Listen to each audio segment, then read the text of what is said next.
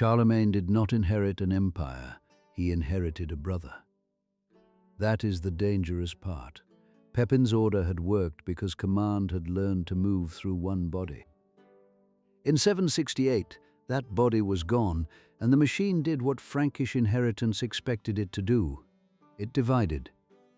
Carloman was not outside the system. He was not a rebel beyond the frontier, or a villain waiting in the dark. He was a lawful answer inside the same house. He had blood, title, men, priests, and a court that could say yes or no with a straight face. That made him more dangerous than an enemy. Episode 2 showed why Bertrada mattered. She helped make a new dynasty visible. Episode 3 shows the price of that visibility. A dynasty that proves inheritance can also prove rivalry. The same witnesses who make one claim credible can see that there are now 2 credible claims. The old question returned in a new form. Not who has permission to rule. Pepin had fought for that. The question became, which son could make permission behave quickly enough to matter? In a working kingdom, legitimacy is not only ceremony, it is speed. Charles was no longer the watched child from Bertrada's chamber. He was an adult king. But adulthood did not make the kingdom simple. Every order he gave now existed beside the possibility that another king of the same blood might delay, redirect, or refuse. Pepin had turned working power into a crown. Charles received that crown, but not a clean monopoly. The inheritance carried roads, bishops, fighting habit, household memory, and the expectation that the Franks should obey. It also carried Carloman. This is where Charlemagne becomes easy to misunderstand. If we begin with the emperor, the years before empire look like a preface. They were not a preface, they were a test of whether Pepin's new order could survive ordinary succession. He inherited a working order. That sounds stable until 2 men can reach the same levers. A divided kingdom does not only divide land, it divides speed, it divides loyalty, it divides confidence. It makes every powerful listener ask which voice will still matter tomorrow. The platform Pepin built gave Charles power. It also gave Carloman a place to stand. A weak dynasty might collapse from outside pressure. This one was strong enough to produce an internal alternative with real weight, Rhodes answered. Bishops spoke the language of order. Lords knew what obedience should look like, but a road can carry 2 messages. A bishop can wait. A border lord can keep his men ready while listening for the answer that costs him least. Pepin's habits did not disappear at his death. Muddy boots still gathered near tables. Captains still listened for orders. The problem was not that the Franks forgot how to move. The problem was that movement now had to prove which brother owned it. An empty throne teaches the wrong lesson if we stare only at the object. Thrones do not act. People act around them. In 768, the furniture of rule stayed impressive. The question was whether anyone could make it answer in one direction. Aquitaine made the danger practical. A campaign is not a speech.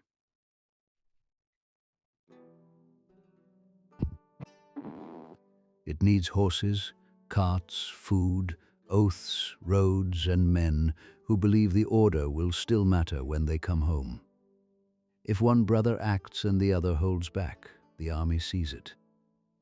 The church could sanctify order, but it could not make every lord forget arithmetic. 2 courts meant 2 places to send loyalty. 2 brothers meant 2 calculations. Moral language does not remove political timing. It only makes timing look lawful. Bertrada had helped make the dynasty credible. Now she had to watch credibility split. Her power was not decorative. She understood households, access, memory, and recognition. But a mother can hold a room together only, while the room wants to remain one room. The household was never just a private background behind real politics. It was one of the machines that made politics real. Who entered, who waited, who married, who carried children, and who recognized those children could decide whether a kingdom stayed inside the house. Claims live longer when witnesses remember them. That is why rooms matter.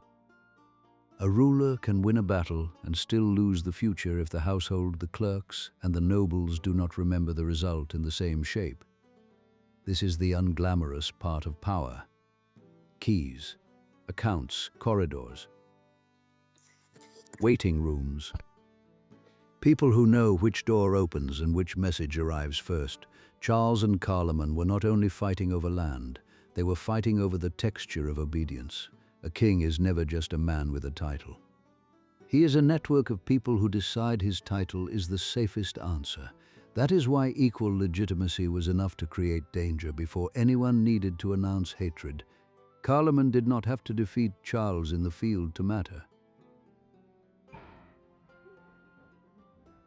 Delay can be a political weapon. A late answer can weaken a campaign.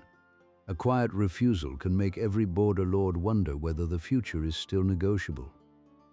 The brothers did not have to hate each other for the system to become unstable. The law had already created the conflict. The rest was atmosphere. Corridors, envoys, uncertain rooms, and men careful not to choose too early. Pepin's claim had stood on force, Rome, and household continuity. Under two sons, none of those pillars disappeared.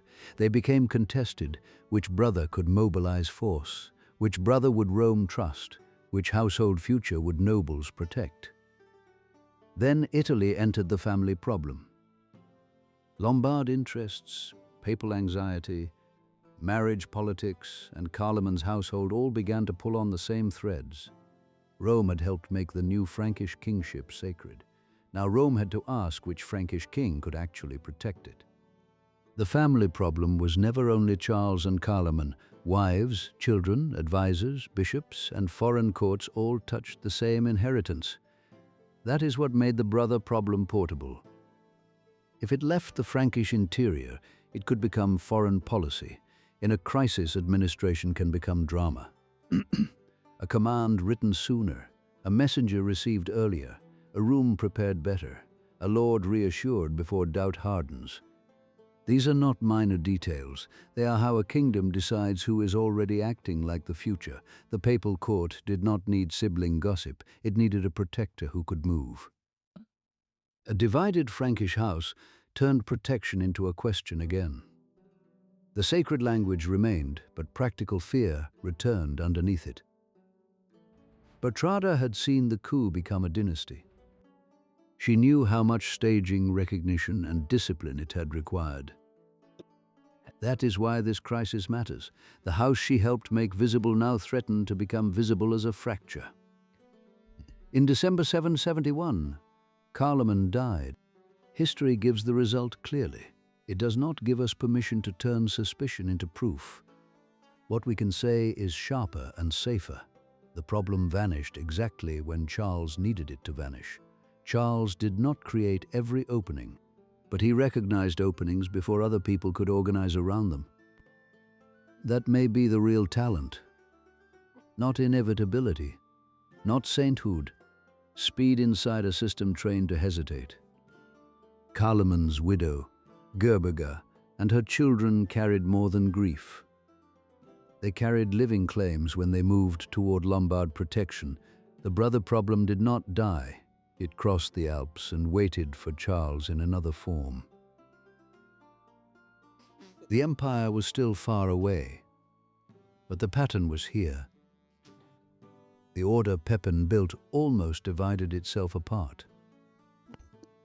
Charles became more dangerous because he learned that family, church, roads, and fear had to answer as one before enemies could choose a door. So was Charles stronger, luckier, or simply faster than everyone around him? Comment with your answer. Next, we go inside the private life the order consumed before Italy became war.